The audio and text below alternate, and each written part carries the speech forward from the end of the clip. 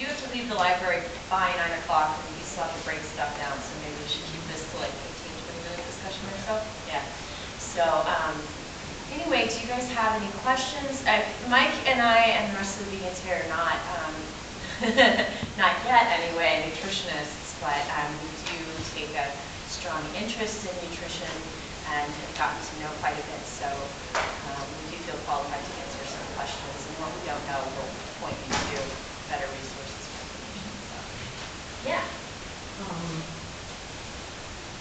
Being someone who's not vegan, where do you start?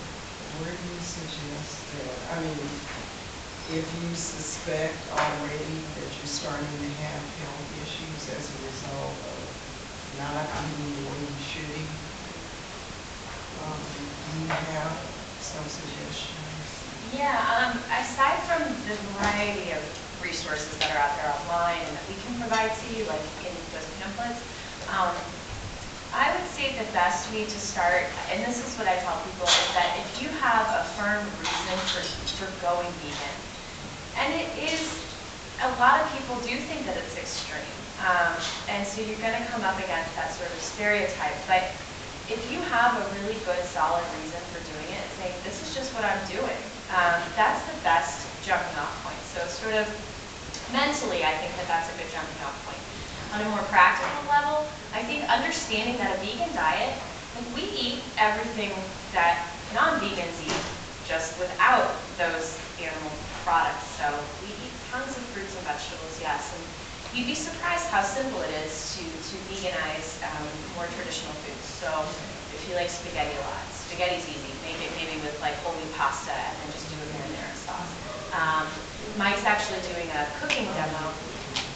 For parents coming up here, parents and kids coming up on the 24th at Earth Fair. So that's a good place to get some more information. But we were just talking about the menu yesterday, and I said, what about tacos? I mean, I know when I was a kid, it was like taco night was this really big thing, and even still now, it's like tacos and burritos. But you can, I mean, that's really simple. You know, you can just saute some vegetables, add some beans, you know, get some whole wheat tortillas. I think, you know, you can get tons of recipes online and stuff like that, but I think just keeping in mind that the simpler the better, and I like to think about like how much color does my diet have in it on any given day, so I like to get something red, something green, you know, fruits.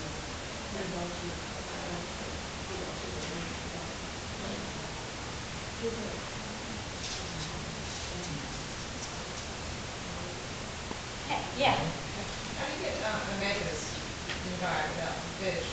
How do you do that? Can you take that one? Yeah, I eat seeds and nuts, and they're really good sources for that stuff. I use flax seeds plenty of times. Flax meal is really easy to find just about any supermarket. Walnuts have lots of omega-3s. There are supplements you can get that are made from non-fish sources, and I think that those are probably a good bet for ensuring that you're not going to get putting mercury in your body. Just about every source of fish that you can find in the United States has at least traces of mercury, and even a little bit is too much to be consuming of that. And yeah, walnuts and flax, that's where my mind goes most readily, because they're easiest. I'm there then. Yeah, right. Yeah, most people, I mean, you hear all the time, like, oh, eat fish for your EFAs, for your omegas and stuff. What people fail to acknowledge is, like, where did the omegas come from in the fish to begin with? They're not just born producing it. From the algae, from other sea plants and stuff like that. So if you want to get really esoteric, you can buy some, like sea plant supplements and stuff like that, or if you want to do like green smoothies or something, you can get that. Well, the other obvious question is B12.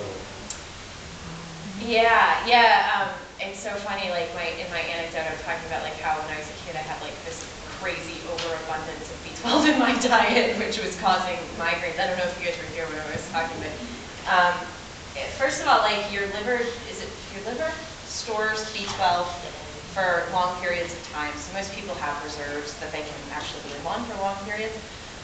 But in order to get a regular sort of source, I just take a B complex every day. It's really simple. It's like the only pill I take in a day. It's just a B12 supplement. But a lot of foods are fortified with B12. All B12 originates in bacterial sources, and that can be passed on from organism to organism. But why consume a bunch of unhealthy stuff thinking that that's the source for B12 when you can just get it from cut out the middleman, basically. I mean, that's where supplements come in. But I mean, if people are looking for B12 from animal sources, those animals are not consuming B12 naturally. They're eating feed that's been supplemented with B12 extras for bacterial sources. So we're eating their multivitamins. We're Yeah. eating their multivitamins. Yeah. I mean, it's like 7th grade science. I remember like learning, like the energy comes from the sun, it's distilled down through the plants, then goes straight. The more middlemen you can cut out, much better. You get more energy. B12 actually comes. We used to get it naturally just by eating plants because the soil was so rich. I mean, it is mineral, so it's like the soil was rich with B12, and the more the soil has become degraded over the years of farming and monoculture and stuff like that, the less readily available it is just in the earth there. But you can still get a little bit by buying like organic vegetables and not washing them. I know it sounds odd. It's like totally counterintuitive to a very sterile, like antibacterial culture that we have. But if you're buying organic anyway, don't peel your carrots. Like maybe give them a rinse if you really feel like you need to. But leaving the skins on your vegetables and giving them organic food is a really good way to not only get more nutrients, but get a little bit of that B12 too. Last year I was getting these great bunches of carrots from the farmer's market. They're just like walking around eating those. I don't care about washing those things. It's delicious. A little bit of dirt is good for you. It really builds your immune system. Yeah. Is there any other questions or anything you'd like to share maybe with the rest of the group? Tell us what your typical breakfast is like. Yeah. When you wake up and you have.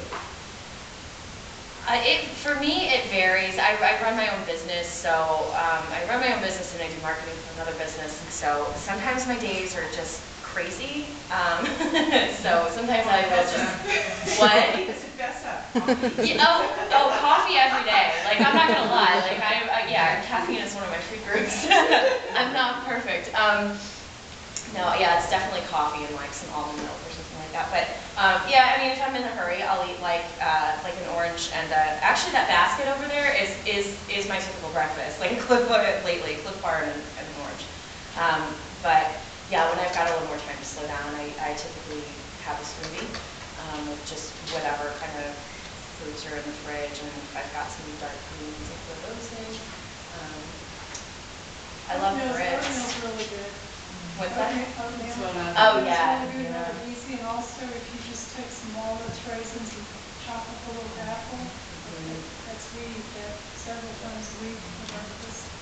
Lucy's definitely like, I guess, the healthier breakfast eater. I do the roll-ups, the old-fashioned roll-ups, and add hot water. I find you don't have to cook it. I used to people are like, y'all have to do the quick ups because I don't have time. But you can just add water and they cook. You don't have to spend, 10 minutes standing there that I don't have to do. And it makes them the consistency that I like anyway. That's what I do every morning. Oh, that makes sense. Yeah, get up, like throw some hot water in there, go do whatever you have to do, come back and your breakfast is ready. That's really sweet. Yeah. What do you eat for breakfast, Mike? I skip out on breakfast a lot unless I'm going to go for a run, and then I'll have usually oatmeal. After it cools down a little bit, I'll add some flax meal, and that's kind of adds some good fat to that and a bit of fiber. That keeps some fuel in. There's a tofu scramble I've had, but that's Mike good. is certainly teaching how to tofu scramble. So if you're looking for that egg type of breakfast, that's a good alternative. Tofu scramble, 1892 Easter restaurant, where they make a really good tofu scramble. Where with vegan sausage too. It's very good.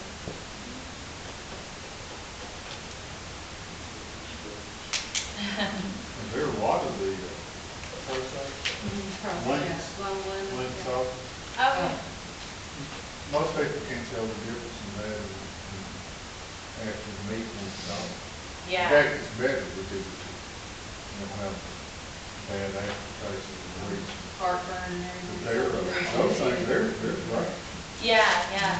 Yeah, if you're looking for, I mean, this is a really good point, actually. If you're looking to make your way over to a vegan diet, you know, of course, what the film advocates, and I think what we would advocate, you know, talking about nutrition, is a whole foods, plant-based diet. So getting away from the processed and refined stuff. But, you know, it is a nice treat once in a while to have like a vegan sausage or, you know, vegan cheese. We just had like a big vegan pizza potluck over the weekend, and there was vegan cheese all over the place.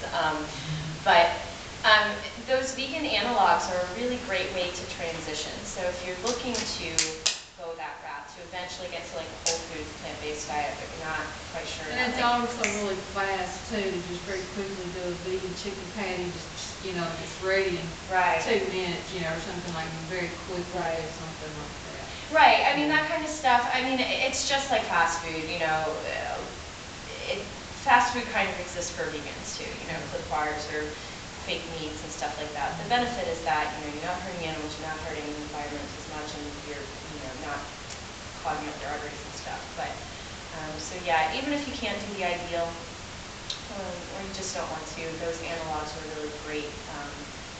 Great Plus you can- substitute and a really great way to transition so that your taste buds aren't like in shock right away. Yeah. Plus you can take, like if you're going somewhere, you know, you don't have to worry about the food poisoning issue. If I'm going to be, you know, if we're going to some kind of whatever for the day, I'll fix this, you know, vegan chicken patty sandwiches, and it can sit in a car all day, and I'm not worried about, you know, what we're going to get from it. And then, you know, we can sit on the dash of the car and warm it up even in the summertime. Yeah. It's not going to hurt anything. Yeah. So you can, you know, you can leave it in the car all day and Yeah. then have something to eat when you finally come back to it.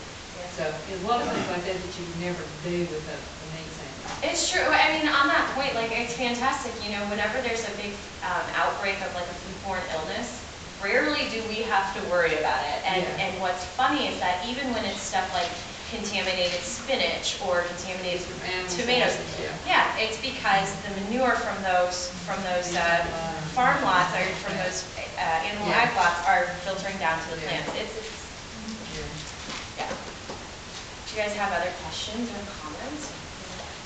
No, I just really wanted to thank you, everyone that was involved with this. The film was a real eye-opener. So thank you so much for presenting this. Thank you guys for coming out. Really We definitely hope that you take the information that you've gotten here and again, apply it to your own lives and apply it to the lives of the people closest to you, because everybody needs this education. Everybody does need their eyes open. Yeah, you can get copies of the DVD if you're looking for them online. They've been released. We have the Blu-ray edition here, so you can get them on Blu-ray too. And then definitely connect with us too. It would be great to see some of you guys out at the meeting or the next events that we're hosting. And remember, you can always ask, you know, any questions that you've got or get any sort of advice or help by just getting in touch. Our contact information is on the back of those Guide to Cruelty-Free Eating books that are on your chairs. That's our email address for our group and our Facebook page. If you have any questions, feel free to email us any questions on anything. And we'll do our best to help out with information. Any other questions? Thank you guys again, and thank you for bringing food, whoever did that too.